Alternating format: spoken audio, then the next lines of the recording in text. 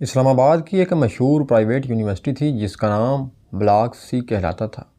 اس block میں سب classes عام تھی سوائے ایک کے۔ کلاس روم نمبر 21 طلباء کہتے تھے کہ وہاں رات کے وقت کچھ غیر معمولی ہوتا ہے، لیکن کسی نے آج تک ہمت نہیں کی تھی کہ رات کو اس کے قریب جائے۔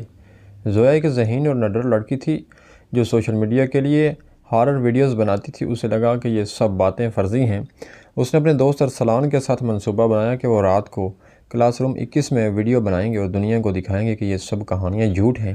اگلی رات دونوں اپنے کیمرے، لائٹس اور مائک کے ساتھ یونیورسٹی پہنچے۔ گھڑی نے 12 بجائے، ہوا میں ٹھنڈک پھیل گئی اور وہ دونوں آہستہ آہستہ کلاس روم 21 کے دروازے کے قریب پہنچے۔ دروازہ خود بخود چڑچڑاتا ہوا کھل گیا۔ اندر داخل ہوتے ہی ایک ٹھنڈی لہر ان کے جسموں سے ٹکرا گئی۔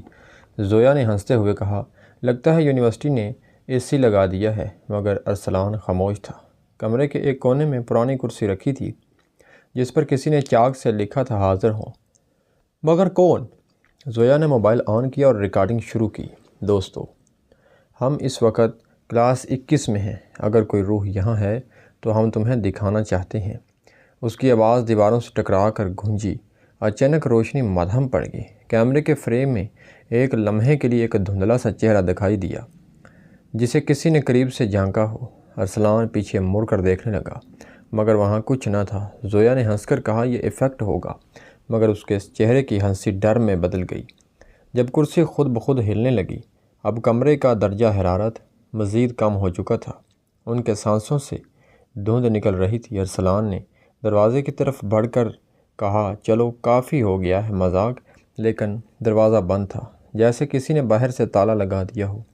زویا نے موبائل سے روشنی ماری تو دیوار پر خون سے لکھا ہوا آیا، یہاں سے کوئی نہیں جاتا۔ وہ دونوں سہم گئے۔ اچانک لائٹس بجھ گئی۔ صرف زویا کے فون کی ہلکی سی اسکرین بچی تھی۔ اس نے اسے ارسلان کے چہرے پر ڈالا، مگر اگلے ہی لمحے اس کے پیچھے کوئی کھڑا تھا، دھندلا سایہ جس کی آنکھیں جلتی ہوئی کوئلے جیسی تھی۔ تم نے بلا لیا، اب واپس کیوں جانا چاہتے ہو؟ ایک گہری غیر انسانی آواز ہوا میں گونجی۔ زویا کے ہاتھ سے موبائل گر گیا اور وہ دونوں چیخ اٹھے۔ وہ سایہ اب آہستہ آہستہ ان کی طرف بڑھ رہا تھا۔ اس کے قدموں کی آواز نہیں آ رہی تھی، لیکن زمین جیسے ہلکی ہلکی لرز رہی تھی۔ زویا نے ارسلان کا ہاتھ پکڑ کر پیچھے ہٹنے کی کوشش کی، مگر ان کے پیچھے سے دیوار کسی کے ناخنوں کی آواز آ رہی تھی۔ زویا نے مڑ کر دیکھا تو دیوار پر ہاتھ کے نشانات خود بخود بنتے جا رہے تھے، جیسے کوئی اندر سے نکلنے کی کوشش کر رہا ہو۔ اچانک کلاس روم کے اسپیکر آن ہو گئے اور ایک مدھم آواز گونجی، حاضری مکمل کرو، کوئی غیر حاضری برداشت نہیں ہوگی۔ زویا کی سانسیں رک گئی۔ اس نے ریکارڈنگ دیکھنے کے لیے کیمرہ اٹھایا، مگر کیمرے میں وہ دونوں نہیں تھے، صرف وہ سایہ تھا جو اب بالکل قریب آ چکا تھا۔